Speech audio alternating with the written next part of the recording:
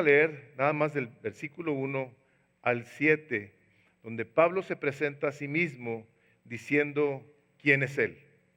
Dice así: Pablo, siervo de Jesucristo, llamado a ser apóstol, apartado para el evangelio de Dios, que él había prometido antes por sus profetas en las santas escrituras acerca de su Hijo, nuestro Señor Jesucristo, que era del linaje de David según la carne, que fue declarado Hijo de Dios con poder, según el Espíritu de santidad, por la resurrección de entre los muertos, y por quien recibimos la gracia y el apostolado para la obediencia a la fe en todas las naciones, por amor de su nombre, entre las cuales estáis también vosotros, llamados a ser de Jesucristo. A todos los que estáis en Roma, amados de Dios, llamados a ser santos, gracia y paz a vosotros de Dios, nuestro Padre, y del Señor Jesucristo. Padre, gracias te damos. Y el día de hoy recibimos también para nosotros este saludo de Pablo que tiene 2000 años y que afecta a nuestras vidas, pues hemos sido llamados por este evangelio glorioso que se ha predicado a través de todo este tiempo, llamados a ser santos por medio de la fe que depositamos en este Jesucristo a quien tú has declarado Hijo de Dios, a quien hemos entregado nuestras vidas, a quien reconocemos como el Señor Supremo, Dios del cielo y de la tierra, el Creador de todo lo que vemos y lo que no vemos también. Y venimos a darte gracias por tu preciosa palabra y queremos pedirte en el nombre de Jesús que lo que empecemos a ver a partir de este domingo afecte nuestras vidas como ha afectado la de tantos hombres a través de la historia. Pedimos, Padre, tu bendición y que estemos deseosos de recibir lo que tienes para cada uno en lo personal. Te lo pedimos, Padre, en el nombre de Jesús. Amén. El día de hoy, a partir del día de hoy, vamos a empezar a predicar el libro de Romanos. Y déjenme les digo un poquito de la razón por qué vamos a predicar Romanos. Y les voy a platicar esta historia que nos pasó hace cerca de 20 años cuando empezaba Misión de Gracia. Cuando empezaba Misión de Gracia, por alguna razón incomprensible de mi parte, tontamente, pensé en predicar, en enseñar el libro de Romanos. Entonces, a la hora que me pongo a estudiar Romanos, ¿y qué voy a hacer? O sea, este es un libro tan tremendo que no consideré en aquel tiempo que estaba la iglesia lista para poder recibir el libro de Romanos, aunque siempre estamos listos para recibir la palabra de Dios. Pero ahora, como hace poquito empezamos a compartir acerca de tener una cosmovisión bíblica, lo cual quiere decir que aprendamos como individuos, como iglesia, a ver la vida como Dios la ve, como Dios quiere que la veamos a través de la Escritura. Lo cual el día de hoy en muchas partes, en muchas iglesias, se ha perdido, se ha diluido. Y muchos cristianos piensan igualito que el mundo. No les hace ninguna diferencia. Entonces empezamos con esta serie desde que empezamos a predicar Romanos 12:1, donde nos entregásemos al Señor como un sacrificio vivo y luego que no nos conformáramos a este siglo, sino que fuésemos transformados por medio de la renovación de vuestro entendimiento. El caso está en que luego se viene lo del festival y nuestro aniversario y todo, y predicamos que necesitamos nosotros vivir de acuerdo a la dirección que el Espíritu Santo nos da como resultado de haber venido a fe nosotros en la persona de Jesucristo. O sea, si una persona le entrega a Cristo Jesús su vida, la Biblia dice claramente que si alguien lo hace eso, Dios le va a regalar su Espíritu Santo. Y por medio del Espíritu Santo viviremos de acuerdo a lo que Dios quiere. Entonces, orando, pidiéndole a Dios dirección y sabiduría, creemos nosotros que ya 20 años después, Misión de Gracia está lista para estudiar el libro de Romanos y el día de hoy queremos dar inicio a ello. Créanme que es una tarea bien difícil. Tengo yo varios comentarios de diferentes autores en mi oficina. Tengo un libro de Romanos, un libro completo sobre el libro de Romanos. Tengo otro que tiene 2 libros. Tengo otro que tiene 4 libros. Y mi biblioteca digital tiene miles de libros acerca del libro de Romanos. Hay pastores que lo han predicado en 5 meses, en 1 año, otros en 3 años, otros en 8 años. Entonces nosotros no sabemos, pero le pedimos a Dios que el tiempo que nos vaya a tomar predicar este libro, lo aprovechemos. Pues el propósito de mi mensaje el día de hoy es que nosotros, al tener una idea del contenido del libro de Romanos, lleguemos también a tener un deseo de conocer a Dios a través de su palabra y así poder ser transformados a la imagen de Jesús para entonces amarlo más. Ese es mi deseo. Lógicamente, este nada más el inicio, y hay cientos de introducciones, ideas, pero les voy a leer una, porque iremos a estar viendo a través del tiempo de muchos hombres muy importantes en la historia del cristianismo que han escrito sobre este libro porque se han convertido por medio de este libro. Y les voy a leer de John Knox, que dice así, dice, ha dicho que Romanos es el libro teológico más importante que jamás se haya escrito. Martín Lutero decía, la epístola a los romanos es el libro principal del Nuevo Testamento y el más puro evangelio, tan valioso que un cristiano no solo debiera saber de memoria cada palabra, sino que también debiera llevarlo consigo como el pan cotidiano de su alma. Sin lugar a dudas, cuando uno se pone a estudiar esta epístola, se enfrenta con uno de los documentos más importantes de la producción literaria humana.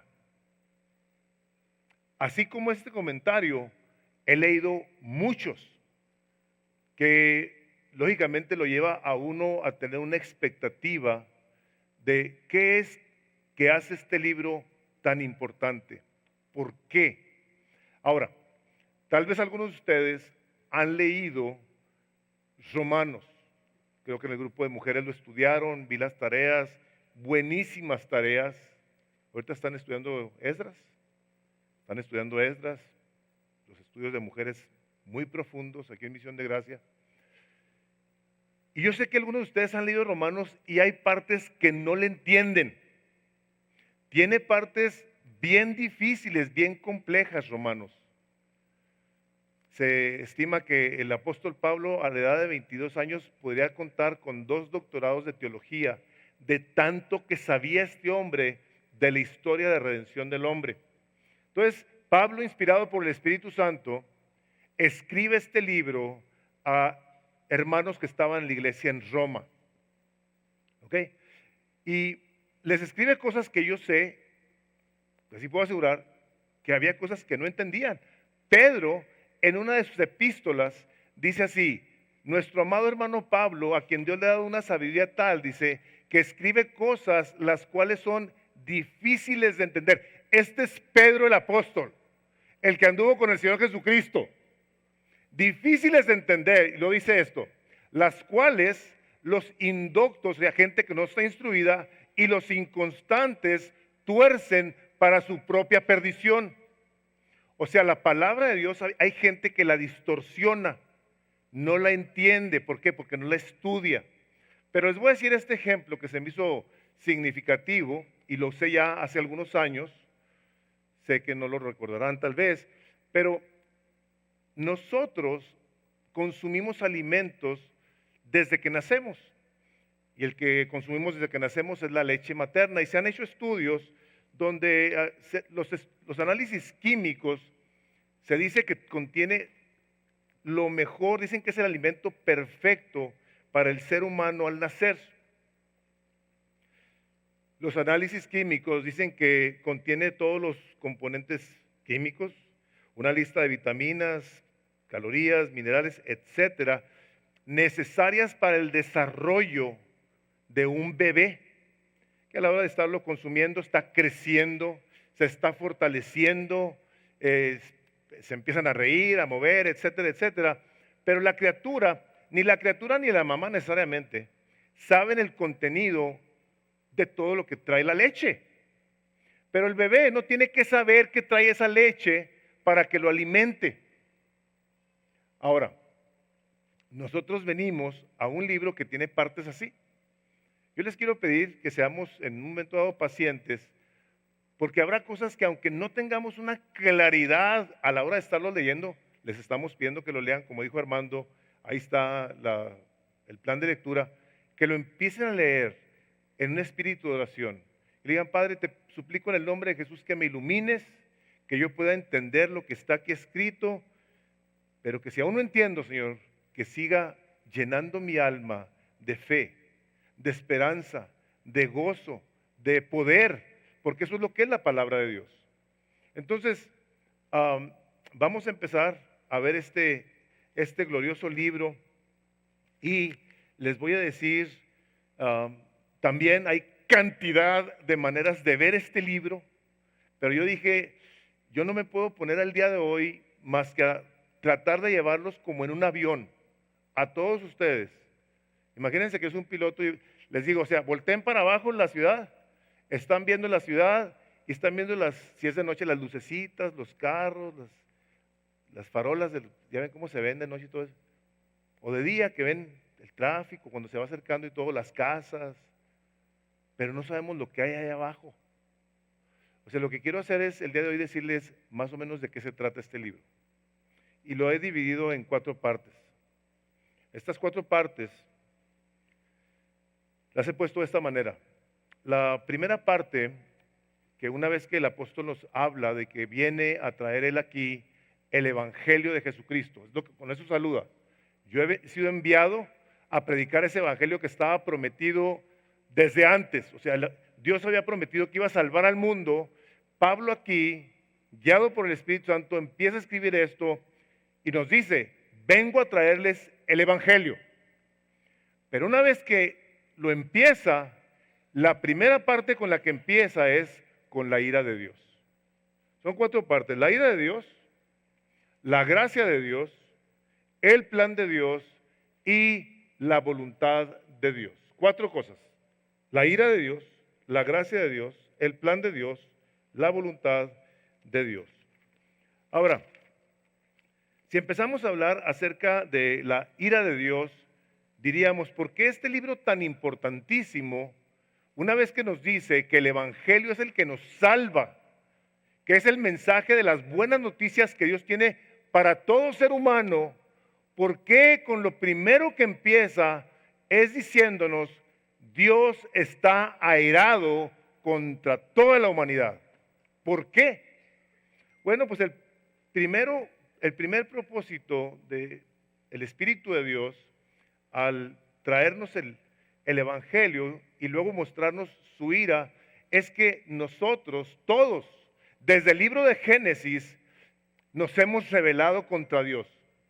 En el libro de Génesis, en el capítulo 1, le dice Dios a Adán y a Eva, dice así, y mandó Jehová Dios al hombre diciendo, de todo árbol del huerto podráis comer, mas del árbol de la ciencia del bien y del mal no comerás. Fíjense, porque el día que de él comieres, ciertamente morirás. ¿Qué hizo el hombre? Comió, entra el pecado por Adán y Eva, y a partir de ese momento, todos sus hijos, a partir de ahí, estamos destituidos de la gloria de Dios. Vienen a ser hijos que son el resultado de una deliberada e intencional rebelión contra Dios. Así viene toda la generación, todos los tiempos. Dios se manifestaba y les hablaba al pueblo, decía, esto es lo que tienen que hacer. Y una de las cosas que hacía el pueblo cuando traían sacrificios, no solamente era venir a reconocer que eran malos, sino de cierto modo apaciguar la ira de Dios. Y la ira de Dios la vemos desde el Antiguo Testamento en muchas maneras, donde la gente dijo, yo no quiero nada con Dios, yo me voy a hacer un Dios con D minúscula. Llegaron a hacer su becerro y ese día creo que el Señor mató, 23,000 gentes que se cayeron, que se los tragó la tierra, Y eso entre muchas otras escenas del Antiguo Testamento donde Dios revela su ira contra el hombre. Si gustan, vamos a ver en el capítulo 2 del libro de Romanos y vamos a ir viendo ciertas partes. Capítulo 1 del versículo 18 en delante, vamos a ver esta parte donde Dios habla de que está airado contra el hombre. Dice el versículo 18, así dice, porque la ira de Dios se revela desde el cielo contra toda impiedad e injusticia de los hombres que detienen con injusticia la verdad. Porque lo que de Dios se conoce les es manifiesto, pues Dios se los manifestó. Nosotros, todos los que estamos aquí y todas las generaciones pasadas, hemos sabido de que Dios existe. Y lo hemos sabido por medio de un mundo que fue creado. Dios, a la hora de que crea al hombre, crea las estrellas, manifiesta su gloria. Dice, los cielos cuentan la gloria de Dios. O sea, a la hora que tú ves las estrellas, digo, aquí en la ciudad casi no se ven, pero estás en un lugar donde no hay tanto smog o alguna cosa, ves y dices tú, wow, o sea, esto es una cosa increíble. Dice, el firmamento es la obra de sus manos. Está también el conocimiento de Dios en nosotros por medio de la conciencia. Si nosotros, a la edad que sea, que tengamos entendimiento, vemos un acto de injusticia, todos, a la edad que fuere, nos vamos a escandalizar.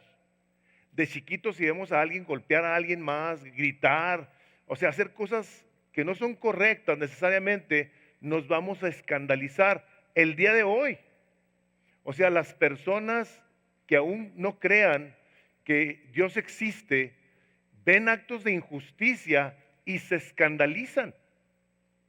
La gente cuando va en un avión, que dicen que no creen en Dios, a la hora de que el avión se empieza a mover y se empieza a bajar así, creen en Dios. Le empiezan a pedir a Dios que los ayude. O sea, no es necesariamente común que una persona que está en peligro de muerte no diga, Dios, ayúdame. Los mismos que se dicen ateos, a la hora de que están en el lecho de muerte, piden que oren por ellos.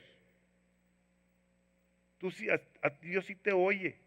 ¿Por qué? Porque en la conciencia nosotros tenemos esta cosa que Dios ha puesto que nos hace saber que las cosas no están correctas, la conciencia. Y hay una ley moral que Dios escribió en el corazón de todos nosotros. Dios ha escrito en el corazón de todo ser humano lo que es correcto y lo que es incorrecto. La gente que el día de hoy debate de la no existencia de Dios, a la hora que les preguntan, ¿y por qué tú no haces cosas malas? Dicen, bueno, pues porque está mal.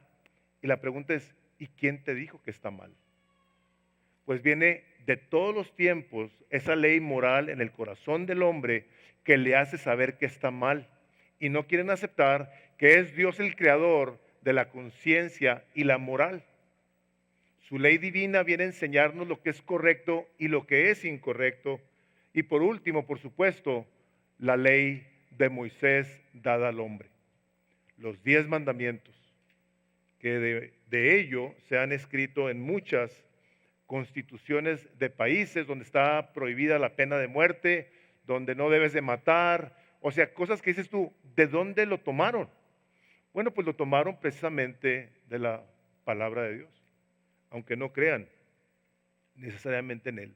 Entonces Dios viene y pone en el corazón del hombre esta conciencia que nos lleva a saber que Dios existe.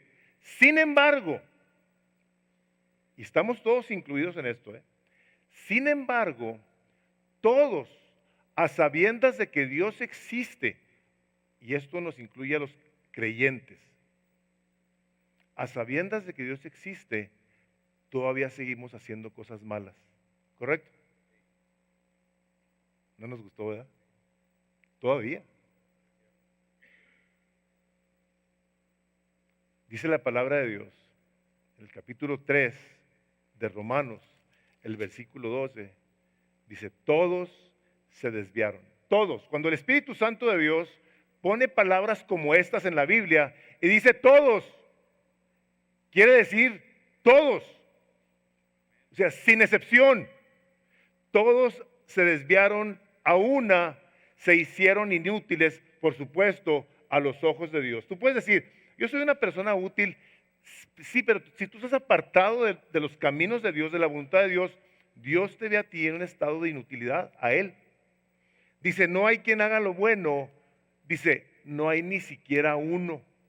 Este es un decreto, estos son decretos, que salen de la boca de Dios y que quedan establecidos ante todo el mundo, para que cualquier persona que quiera decir, yo soy bueno, la Biblia te dice, no hay ni uno solo bueno.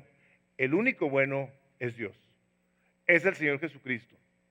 Entonces, ante esta perspectiva, nosotros debemos de empezar entonces a ver, caray, pero ¿cómo es posible que Dios nos tenga todos en esa categoría? ¿Y cómo habremos de pensar que si Dios es tan bueno, Dios está airado con el hombre?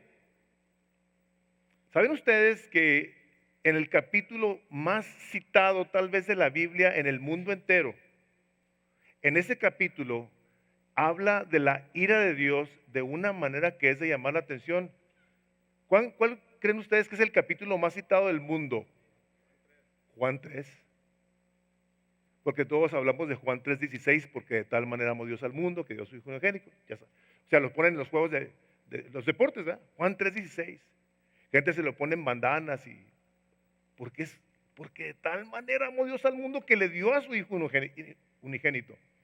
Pero el final del capítulo 3 del Evangelio de Juan trae una cita que nos debe a todos de poner a pensar.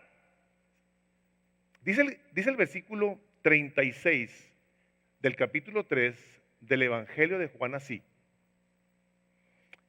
el que cree en el Hijo tiene vida eterna. Fíjense las palabras, esto es en mi traducción La Reina Valera. Dice, pero el que rehúsa creer en el Hijo de Dios no verá la vida, sino que la ira de Dios está sobre de él. No dice que estará. Dice, si alguien se rehúsa a creer en lo que el Hijo de Dios vino a hacer y vino a mandar, esa persona, de acuerdo a lo que Jesús dice aquí claramente, está viviendo bajo la ira de Dios. Escucha esto, aunque el día de hoy te esté yendo bien. Te lo repito. Tú puedes estar bien bendecidote el día de hoy haciendo lo que a ti te place. Tú no quieres obedecer al Señor, por eso es el Señor de los señores, el Rey de los reyes. Tú no lo quieres obedecer, dice, tú estás el día de hoy bajo su ira. Ahora, la cosa gloriosa es que es bien bueno, es bien justo, es bien misericordioso, es paciente. Nos dice la palabra de Dios que no quiere que ninguno se pierda, sino que todos procedamos al arrepentimiento. Y la ira de Dios en el libro de Romanos está tan clara, vamos a irlo viendo después, nos vamos a bajar del avión y nos vamos a meter a las calles y a ver los negocios y a ver vamos a ir viendo detalles. Está tan clara que dice la Biblia que esa ira quiere Dios que tú la conozcas para que te arrepientas. Porque Dios te ama. Te ama con un amor incomprensible. O sea, tú te pones a ver que lo que Dios nos habla en esta parte de la Escritura, nos lo dice porque nos quiere librar del día de la ira. Nada más que desafortunadamente, el día de hoy, de la persona de Dios, se ha hecho una caricatura, se ha hecho una distorsión. O sea, las caricaturas, a mí nunca me ha gustado que me hagan unas caricaturas que se ponen en las ferias, porque quedas bien gacho. Dices, ay, canijo, este no soy yo. Casi siempre me río de las personas que veo en caricatura, ¿eh? No son. Bueno, la gente ha hecho una caricatura de Dios. Y esto es lo que ha dicho de Dios.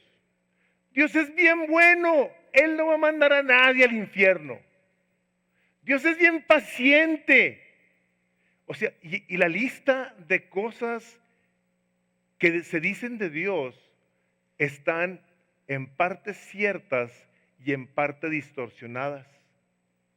El gran teólogo R.C. Sproul, uno de mis favoritos, dijo así: un Dios que es todo amor. Fíjense, un Dios con D minúscula, está intencional. Dios nos escribe con D minúscula para los Facebookers. Te pido que te arrepientas cada vez que pongas Dios con D minúscula, estás ofendiendo al Dios de la Biblia. Un Dios que es todo amor, toda gracia, toda misericordia, sin soberanía, sin justicia, sin santidad y sin ira. Es un ídolo. Es una falsedad eso. El creer que tú vas a llegar porque te mueres a la presencia de Dios y Dios te va a decir, pásale, porque el pastor o el sacerdote o quien oficie tu funeral dice, ay, era tan bueno este hombre, bla, bla, bla, bla, bla. El que decide si tú eras digno del reino de los cielos o no es Dios. Es el Señor Jesucristo que está sentado en su trono, delante del cual dice la palabra de Dios que todos vamos a comparecer un día ante Él. Entonces, en esa línea es Jesús tu Salvador. Tú ya lo reconociste como tu Salvador, es tu Dios. Tú viviste esta vida intencionalmente buscando cómo le eras agradable en todo lo que decías, pensabas, orabas, etc. O tú habías oído de Jesús, pero no era tu Señor. Era la persona a la que tal vez le cantabas los domingos cuando tú venías y oías de Jesús, pero tú a Jesús no lo conoces. Una persona que ama a Jesús lo conoce y quiere pasar tiempo con Él. Entonces es necesario que nosotros tengamos claramente este atributo de la persona de Dios, porque el no tenerlo hace a la gente vivir sin temor de Dios. ¿Estás de acuerdo? Si pensamos en un Dios caricaturesco, que es tan bueno y tan misericordioso que no va a castigar a nadie, cuando la palabra de Dios dice claramente que Dios al que toma por hijo lo azota, y Dios castiga, Dios castiga. Si tú no tienes este concepto correcto de que Dios tiene fíjate lo que te voy a decir, una ira de la cual dice la palabra de Dios que el día de la ira los montes se van a querer esconder. El día terrible de la ira de Dios se van a querer esconder. Si nosotros tenemos claro el concepto de la ira de Dios, entonces el evangelio va a ser la cosa más hermosa que existe. Las buenas noticias de Jesucristo van a ser la cosa más bella que habramos podido escuchar, porque Dios quiere que conozcas su ira, porque te quiere evitar esa ira el día del juicio. Y quiere que tú tengas ya, el día de hoy, una comunión con Él que viene por medio del arrepentimiento, donde a la hora de conocerlo, dice la palabra de Dios que vas a recibir gozo y paz en tu corazón. El príncipe de paz vendrá por medio de la fe a habitar adentro de ti, de tal modo que te va a llenar de fe, de esperanza, de gozo, de paciencia, sabiendo que Dios te ha librado de tan terrible día. Por eso vemos aquí en este libro, sí, la ira de Dios, pero también vemos en este libro que el Señor Jesucristo vino, como decía Jerry Bridges, un autor, un hombre que fue mi maestro en una semana. Jerry Bridges dijo, Jesús no murió solo para darnos paz y un propósito en la vida, murió para salvarnos de la ira de Dios. Entonces, a la hora que nos viene y nos salva de la ira de Dios, Pasamos entonces en este libro, en el capítulo 3,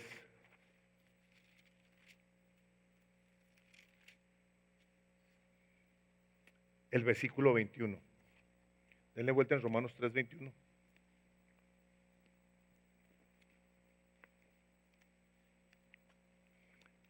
Así como hemos visto en ocasiones anteriores, pero Dios. Aquí hay unas palabras muy parecidas donde nos habla el Señor de su ira y dice el versículo 21, pero ahora sí, ay, salimos de este episodio tremendo de la ira de Dios, dice, pero ahora, fíjate, aparte de la ley se ha manifestado la justicia de Dios, testificada por la ley y por los profetas.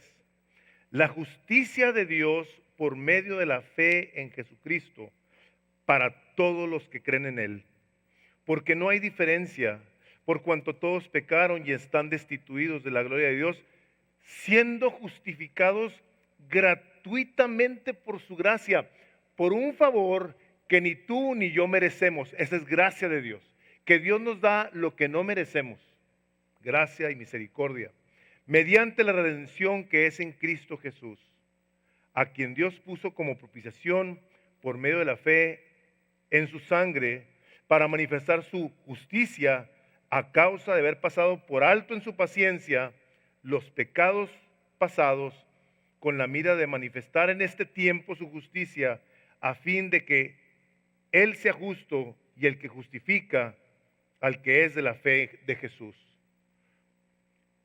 Esta gracia de Dios, hermanos, viene Pablo a explicarla haciendo uso de palabras que iremos a estar viendo aquí, como propiciación, como justificación, como redención. O sea, Pablo, para explicar cómo nosotros podemos llegar a tener fe en la persona de Jesucristo y cuál es el efecto de la muerte de Jesús en la cruz, tiene sobre nosotros, él empieza a explicar aquí cosas que todos y cada uno de nosotros debemos en un momento dado decir, gracias a Dios, porque Él es mi propiciación.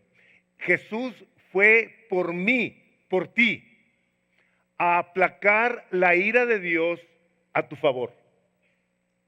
Cuando el Señor Jesucristo es tu propiciación tuya, personal, donde tú aceptas el sacrificio que Cristo hizo en la cruz, tú estás con la tranquilidad y el gozo increíble de que alguien se fue y se paró en tu lugar para que esa ira no te tocara a ti. Y ese tipo de cosas llena el corazón de gratitud y por eso le cantamos, por eso cantamos de la cruz.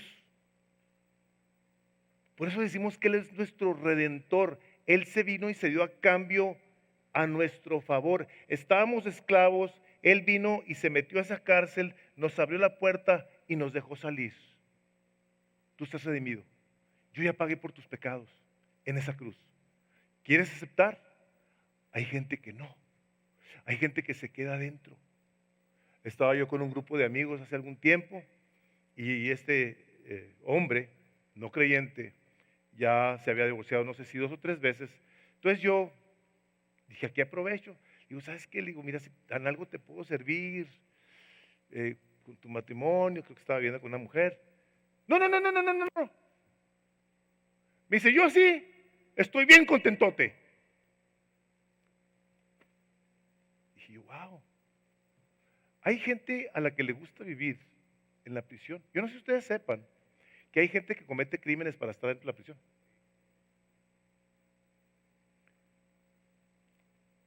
Jesús viene a darnos gracia, viene a darnos favor. ¿Y saben qué es lo que esa gracia hace por nosotros, aparte de permitirnos entender estos conceptos teológicos tan importantes?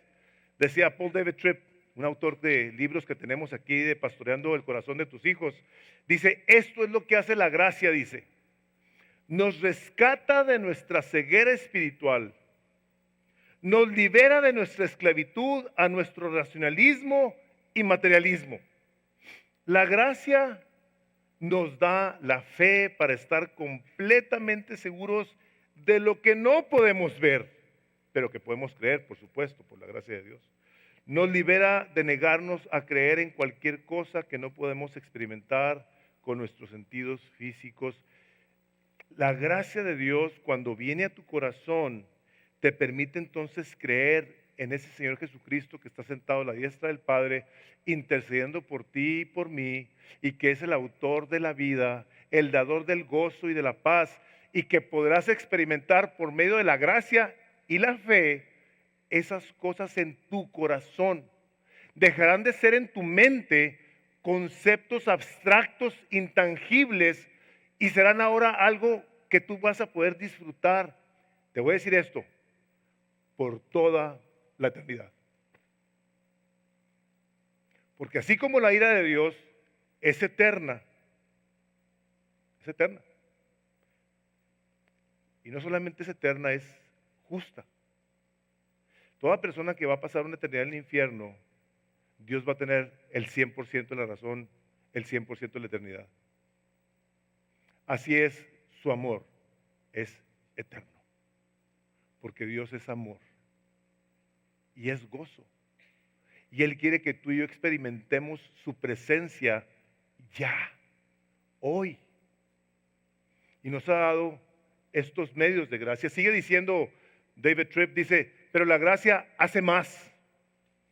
Nos conecta con el invisible en una relación amorosa eterna que nos llena de alegría que nunca hubiéramos conocido antes y nos da descanso en el corazón que sin esa gracia sería imposible. O sea, Dios habla de su ira, pero Dios habla de su gracia en muchos capítulos de este libro. Abraham lo pone aquí el capítulo 4 de Romanos como el que oyó la voz de Dios y le creyó. No bendijo Dios a Abraham porque era el padre de los judíos o porque era judío. No lo bendijo porque hacía buenas obras. Recordarán ustedes que Abraham venía de una casa idólatra. Hacían ídolos en la casa de Abraham, el papá de Abraham. Dios lo saca de esa idolatría. Y Dios le habla por gracia, como te habló a ti y a mí un día, y respondió y dice, cuando Abraham oyó a Dios y le creyó, dice, Dios lo declaró justo. Entonces, en esta gracia, nosotros venimos por la fe en la persona de Jesucristo a ser, escucha esto, declarado justo por la boca de Dios. Otro decreto. Dios ha decretado, no tú no andes decretando nada, tú no eres Dios. Dios ha decretado que si tú depositas tu fe en la persona de su amado Hijo Jesucristo, Él te declara justo ante Él. Ah, caray. Porque tú y yo no podemos ganar ser justos ante Dios, porque su justicia está inalcanzable, pero totalmente alcanzable por medio de la persona de Jesucristo.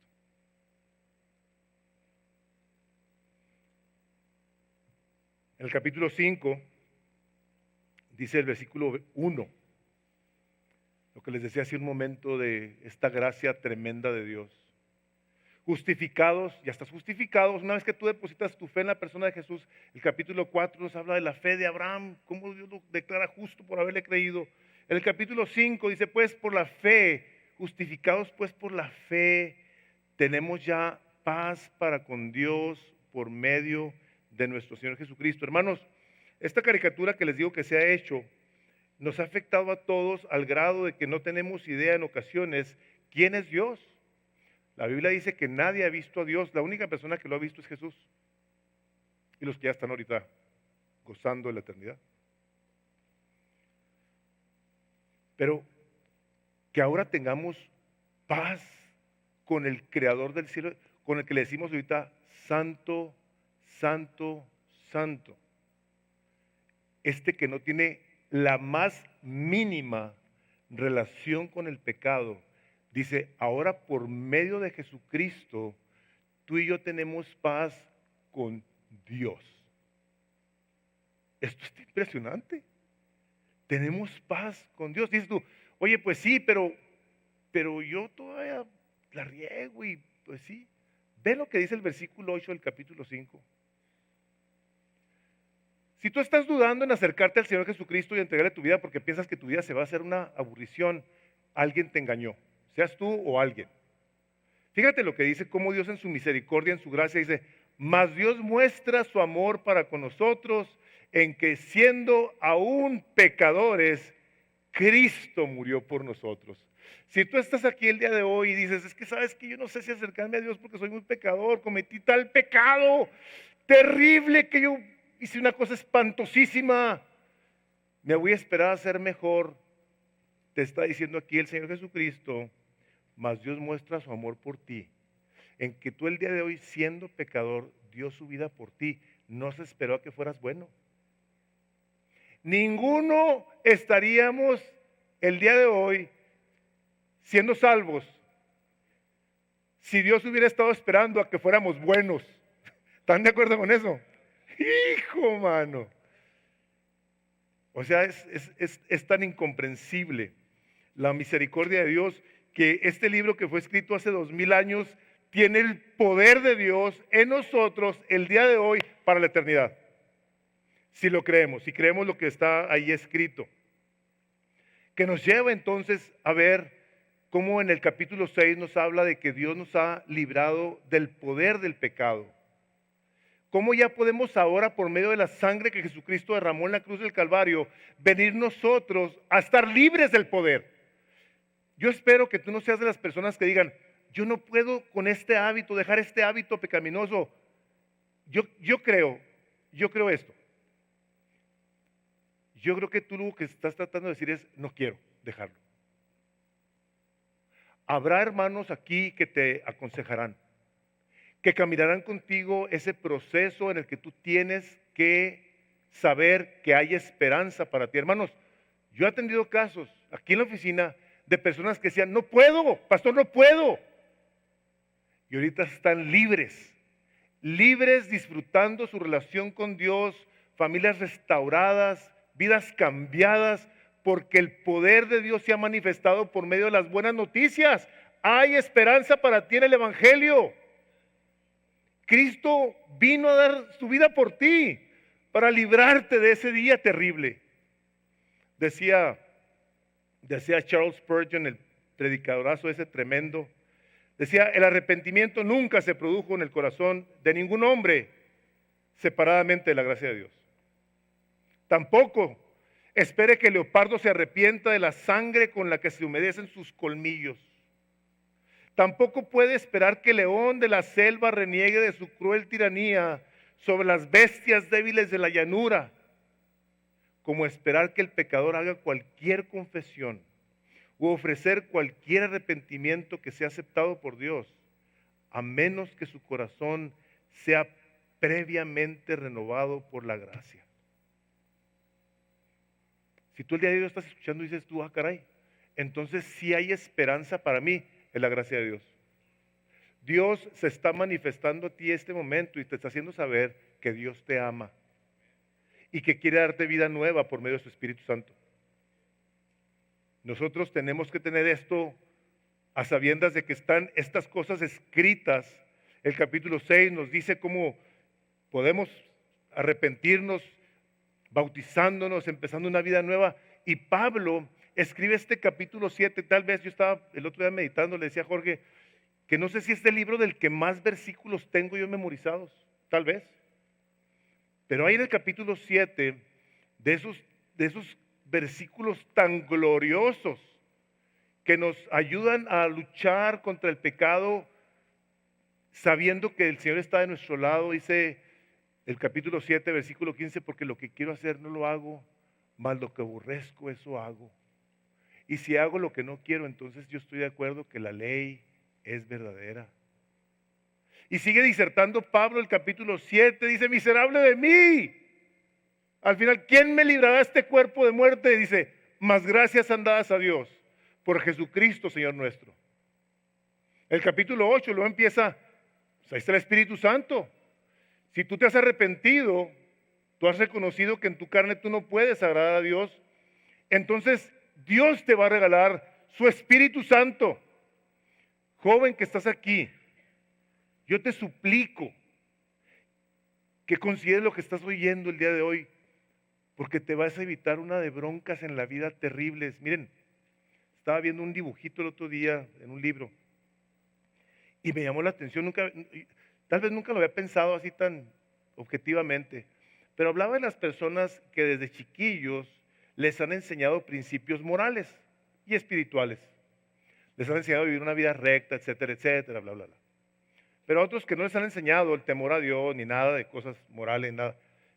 ¿Cómo cuando una persona vive una vida desenfrenada de pecado, paga consecuencias terribles en su vida? Y estos, aunque también pecadores, no las pagan parecidos a estos.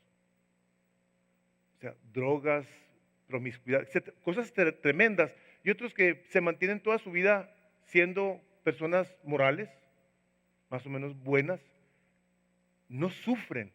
Sí, sufren, todos sufrimos, pero igual que estos, porque fue mucho el daño, fue mucho el pecado. Entonces, a la hora de que venimos nosotros a ver la palabra de Dios, y por eso me dijo a ustedes, jóvenes, que si ustedes ponen atención a lo que están escuchando el día de hoy y dicen, ¿sabes qué? Yo quiero vivir una vida recta ante los ojos de Dios por medio de la fe en Jesucristo. Yo te voy a decir una cosa, aunque tú y yo, como dice Job, tendremos aflicción como las chispas salen del fuego. Así dice que así el hombre nace para sufrir. Tu sufrimiento a la luz de la palabra de Dios, siendo guiado por el Espíritu Santo, sabrás que tu sufrimiento tiene un propósito directivo por Dios. Todo obra para aquellos que aman a Dios, dice el capítulo 8, versículo 28 de Romanos. A todos los que conforme a su propósito son llamados. Si tú respondes al llamamiento de Dios, joven, el día de hoy, yo te voy a decir una cosa, te vas a evitar muchas cosas. Y si respondes a la gracia de Dios y empiezas a vivir, y aunque empieces a sufrir, tú tendrás, por lo que está escrito en el libro de Romanos, una certeza de que la dificultad que estés pasando, el dolor que estés viviendo, tiene un propósito para ti. Y papá, les voy a decir esto, no tengan temor de enseñarles a sus hijos el temor a Dios. No menosprecien su inteligencia, papás. Capítulo 7, versículo 1 de Proverbios, el principio de la sabiduría es el temor a Dios. Les enseñamos el temor a Dios y el amor a Dios, para que crezcan sabiendo que hay que disfrutar de nuestro Padre Celestial, sí, y que es galardonador de los que le buscan, y que ese temor nos va a llevar a buscar cómo lo agradamos cada vez más. El temor a Dios echa fuera todo el temor, hermanos. Lo saca. Porque entonces hace las cosas por amor y por deleite y porque quiere decirle, Padre, gracias porque mandaste un Salvador que me ha venido a librar del día de la ira. Pasamos a la tercera parte que viene siendo el plan de Dios. Dios tiene un plan y lo vemos para con su pueblo Israel.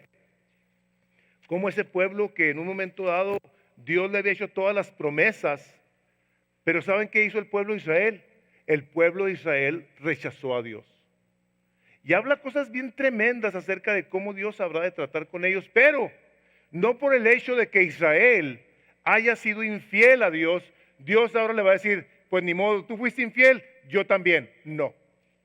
Dios es un Dios fiel, donde luego vemos el capítulo 10, donde Pablo dice, hay un dolor en mi corazón por los de mi nación. Decía, yo mismo preferiría ser que fuera yo perdido para que ellos se salvaran. Dice, pero tengo que predicarles el evangelio. Fíjense, tengo que predicarles el evangelio, dice, para causarlos a celos. El evangelio se está predicando y seguramente el día de hoy, judíos el día de hoy dicen, caray, ¿y qué onda con estos cristianos? Con un Mesías judío. Y muchos han venido al conocimiento de Dios. Y así lo escribe Pablo en el capítulo 11. Dice, porque a vosotros hablo. le habla a los gentiles, a los que no son judíos, por cuanto yo soy apóstol a los gentiles. O sea, Pablo fue enviado a los gentiles, dice, honro mi ministerio, el versículo 13 del capítulo 11, y en el 14 dice, por si en alguna manera pueda provocar a celos a los de mi sangre y hacer salvos a algunos de ellos. Dice uno, wow, o sea, Dios hace uso de medios que para nosotros pudieran ser en ocasiones hasta inconcebibles. Provocar a su pueblo a celos con el evangelio, decía Pablo, yo les voy a predicar el evangelio a todos estos gentiles. A veces los judíos voltean y algunos de ellos se salvan. Pero llega la última parte en donde estamos viendo ya al fin la voluntad de Dios. Y la voluntad de Dios nosotros ya la vimos en los el capítulo 12 de Romanos. Ahí la cita la puse mal. Bueno, era la del título. El capítulo 12 donde Pablo les está diciendo, por todas estas razones que yo les he dicho en estos 11 capítulos, yo les pido ahora una cosa, entréguense a Dios como un sacrificio santo. Y les decía yo a ustedes lo siguiente y se los vuelvo a repetir. Si tú no sabes cómo se hace un sacrificio santo, es decirle, Padre, yo vengo a entregarme como un sacrificio vivo a ti, para que hagas uso de mi vida, de tal manera que con mi vida yo te pueda dar gloria.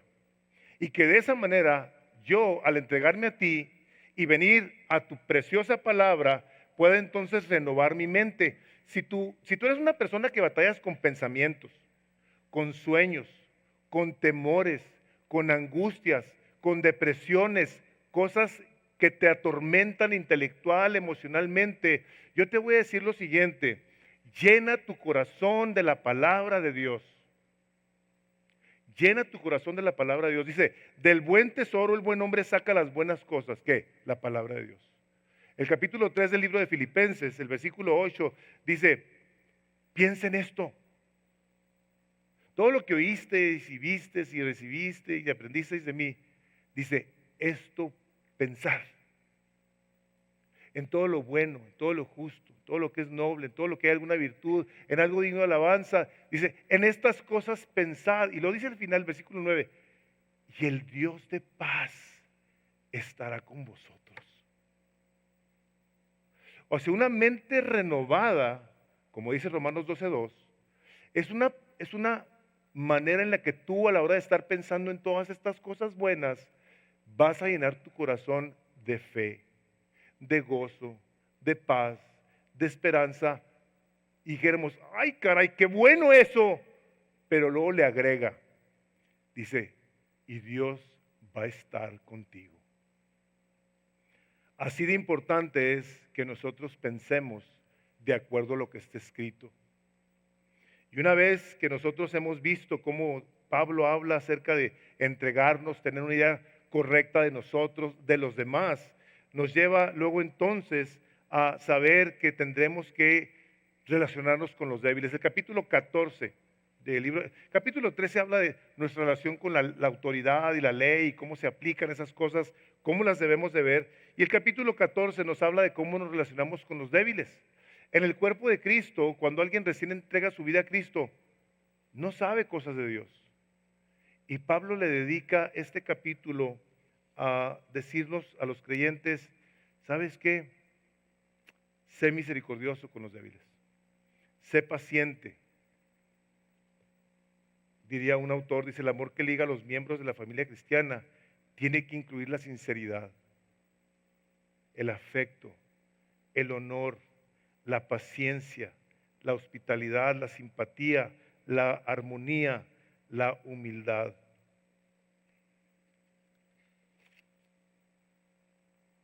Los débiles es un elemento bien extenso, donde vemos a personas que han tomado la palabra de Dios en serio como fuertes, pero en el mismo cuerpo de Cristo hay débiles, donde tenemos que aceptarlos y recibirlos tal como los hizo Dios. Esta última parte del capítulo 15 y 16 del libro de Romanos, está diciendo Pablo, yo he sido a predicarle esto a toda la gente. todas estas cosas que hemos estado hablando, que las estoy tocando así nomás de pasadita y muchas no las estoy tocando, dice, yo he sido enviado a predicar esto a todo el lugar donde no se haya predicado. Pablo quiere que su mensaje llegue a todas las personas. Termina ya la carta dirigiéndose a personas en lo particular, hombres y mujeres que de entre ellos eran libres, judíos, esclavos. Y Pablo les escribe y manda saludar en su carta no solamente a 8 personas, manda saludar a un buen número de personas adicionales a estas por nombre. Aquí en ocasiones ha habido personas que han llegado a otras congregaciones y me han dicho que por qué aquí no nos decimos hermano o hermana. Hermanos y hermanas, déjenme les digo esto. Mi opinión es que esa es flojera, porque no nos queremos aprender el nombre de las personas. ¿Están de acuerdo, hermanos?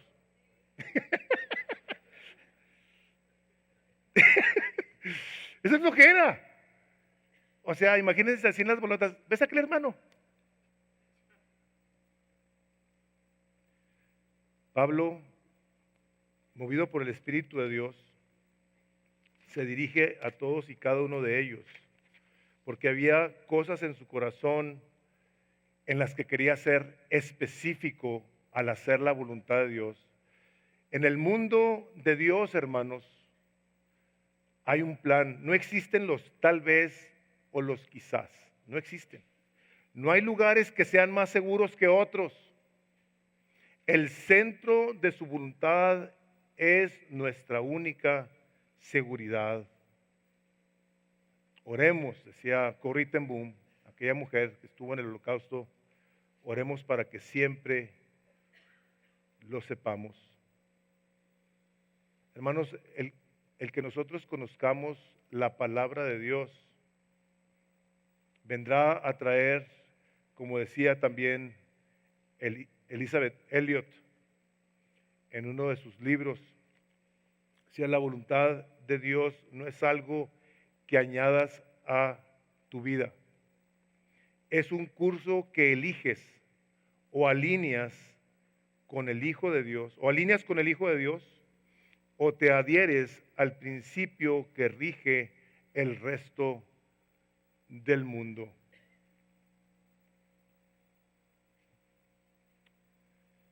Hermanos, nosotros queremos saber la voluntad de Dios.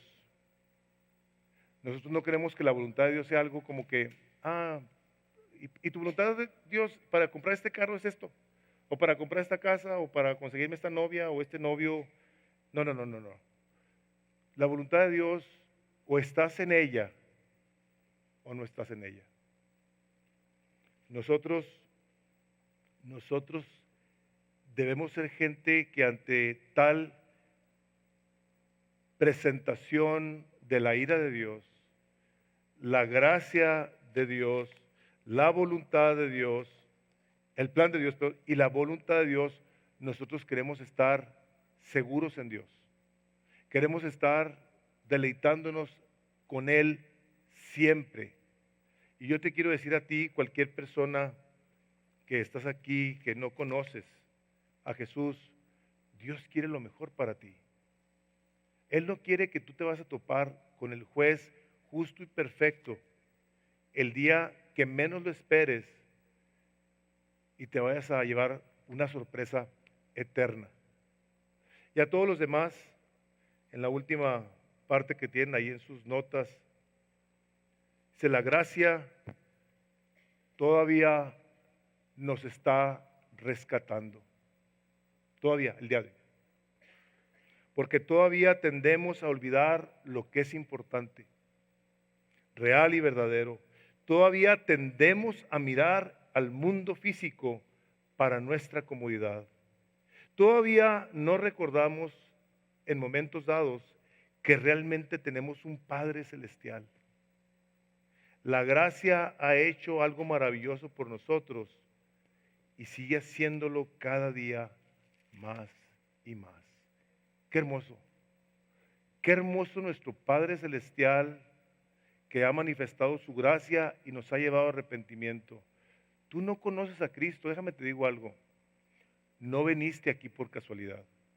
El Espíritu Santo de Dios, a través de esa invitación que se te hizo, o por el deseo que tuviste de venir aquí, quería que escucharas esto. Y que no pasara un día más en tu vida sin que conocieras esta gracia inmerecida de Dios. Si podemos servirte, puedes pasar aquí al frente o en la pérgola te pueden atender al final. Vamos a orar y vamos a pedirle al Señor que este libro traspase nuestros corazones y nos cambie nuestra manera de ver, de pensar, de orar, de ser. Padre, venimos a tu presencia muy agradecidos, Dios, muy agradecidos por esta preciosa carta, por esta poderosa carta que ha cambiado la vida de tantos hombres a través de la historia. Y Señor, que así como el cambio que hubo en ellos fue trascendental, queremos pedirte que lo hagas en esta iglesia también, Señor.